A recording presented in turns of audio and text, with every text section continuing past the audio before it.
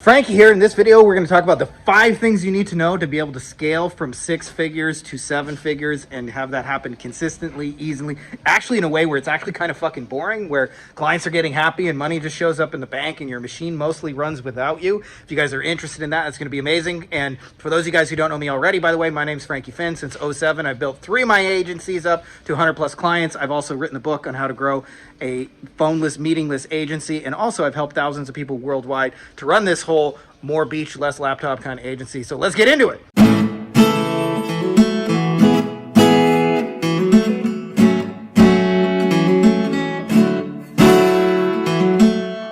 Five ways. So this video is going to be especially useful for those of you guys who are at 6 figures. And these are some of the things, man, like I really fucking wish I knew this stuff 15 years ago, because I would almost get stuck at this 7-figure where you're making between like 10 and 30 grand a month and kind of fluctuates between those, but you're just so fucking burnt out. I was answering phone calls and emails for those of you guys who are in that. I hope you know what that's like and know why you don't want to do that. So the first reason, by the way, this happens is because people do not have a tight enough niche. So I didn't know this, but I was doing like a little bit of AdWords here, and I designed some websites here and there, and mostly doing SEO, and whatever really a client asked, I was willing to do. I mostly did it for plastic surgeons, but sometimes I would get like a med spa that would call me, and sometimes I would get like a foot doctor, and every now and then I get like somebody like totally random.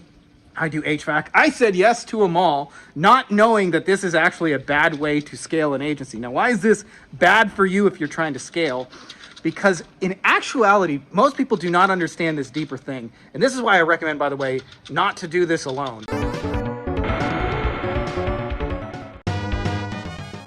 Round 1, fight!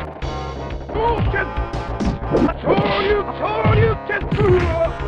Shoryuken!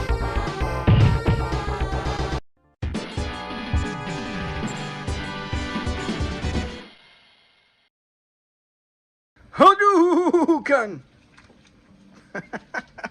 So, this is why I recommend not doing this alone. Sorry, I digress for a second. Which is, your biggest constraint actually becomes time and energy. It is not a money thing, because if you've gotten to 6 figures, you've figured out how to sell your stuff. But in actuality, it's all being bogged down in delivery and fulfillment. It's those things that actually keep you from selling more. If you're working 80 hours a week, like you can't really find more time.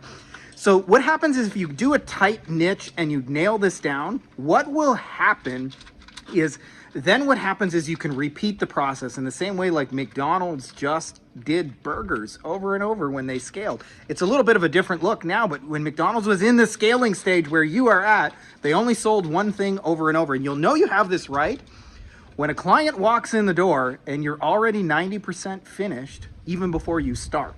Which leads me into thing number 2, which is you have to position for those types of clients. You cannot accept random incoming referrals, and you have to start saying no to one-off projects and things that don't fit your scope. So for me, that meant like a bankruptcy lawyer would say, hey, like, can you help me with my Google My Business? And what I should have said is, no, but I'll happily refer you to someone else. But what I actually said in those days was, you got a credit card? And I'm not proud of it, but it is what it is. I want to be honest with you guys when I say this kind of stuff. So you want to get away from that, and you want to get very, very focused, and you only want people who come in the door for burgers. And so the easiest way to find this out is to look at your client roster now and go, who is my happiest, most successful, easy to deal with client, where if I had like dozens and dozens like them, this whole thing would be a breeze. And intentionally clone them, intentionally build a marketing and sales system to bring more of those people. Third thing, by the way, is you need a fulfillment system, a high value deliverable. I'll give you guys one little shortcut on this. I call this the nickel and the $100 bill, but there is a spectrum of business, and clients do not value all of it equally. I wish they did, but it doesn't work like that, which means if you're bringing leads to, say, a dentist, a $99 checkup is not valued the same as a $40,000 set of veneers. It's just never going to be that way, right? So what you want to focus on doing is finding out what your clients most want to get and build a fulfillment system around that. If you don't know the answer to that, it's actually just one question. And that one question sounds like this. Who do you wish you had more of? That's it. And if you want to find out what they don't want, you just say the opposite of that. Who do you wish you had less of? So an example of this, I was talking to my accountant friend, brilliant guy named Larry. I said, who do you wish you had less of? And he said, man, I hate tax returns. I get all these people who call me right before tax time. I don't make any money off of it. It's a lot of fucking work. By the way, my dog Banana would like to say hello. What's up, Banana? Oh, I'm happy to be in your video. That was not Banana's real voice, just so you guys know. So what would happen is he gets all these people in tax time. And I said to him, what kind of clients do you wish you had more of? And he said, I really wish I had businesses because I can be more proactive and actually figure out where to save them money.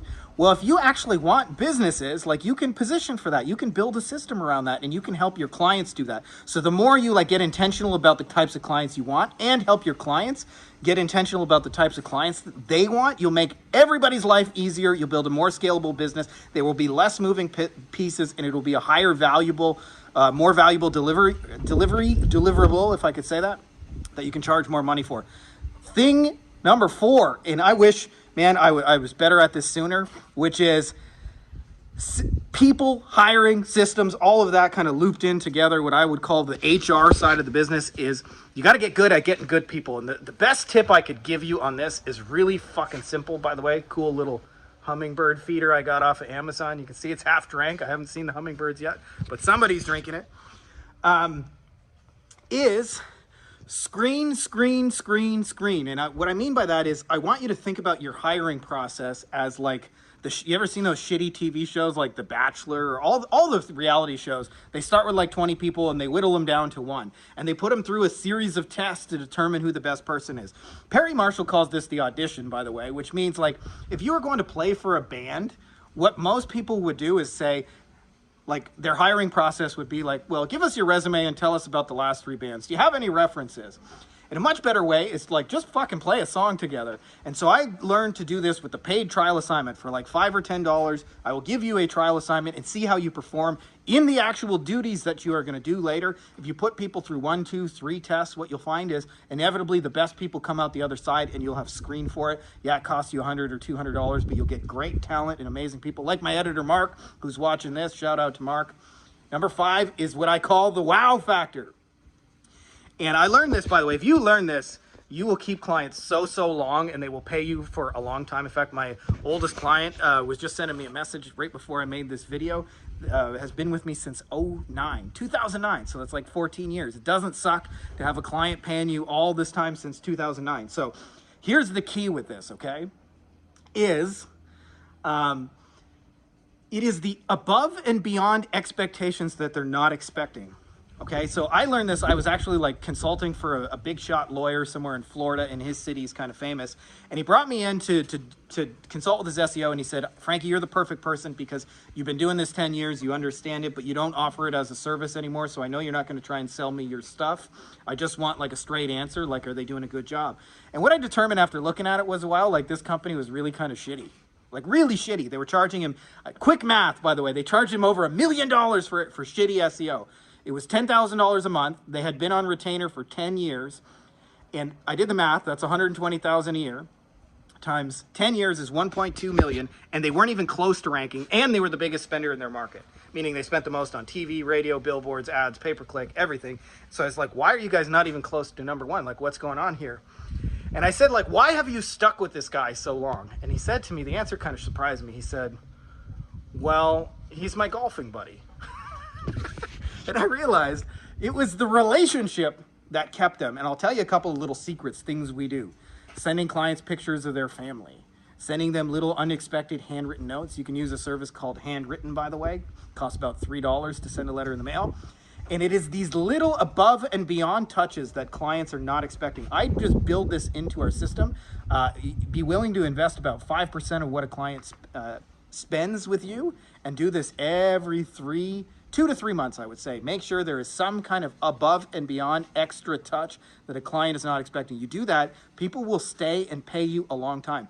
If you do these 5 things collectively, it will be so much easier to scale an agency because you'll have a tight, energetic, efficient, repeatable, deliverable niche. You'll have a system of marketing and sales, because you'll be intentionally positioning for the types of clients you want, and you will proactively put stuff in front of them. And then you'll have a high value deliverable that is repeatable, that is systematized and organized. And then you will have amazing people to be able to man the system. And then your clients will experience some wow factor in there, which will translate into referrals and all those kind of bonuses. You do that, it's going to be like very difficult not to build a 7-figure agency. So I hope that's helpful to you guys who want to really scale and get to that next level. And if you're not already subscribed, make sure to subscribe, and may the force be with you. Hey guys, if you like this video, you'll also like my book on Amazon called Beyond the Agency Box, which you can also find by my name, Frankie Finn, and it's got a lot of awesome reviews. And it really just goes deeper on a lot of things we're talking about, everything you need to grow and start a lifestyle agency, from the stages you'll go through to getting clients, to how to create winning offers, to high value deliverables, to wowing clients, to building teams, to building systems, and building a boring factory that's like a 7-figure money machine for you. So if you're interested, I put links for you in the video description, as well as it'll be in the pinned top comment below, and make sure to check those out.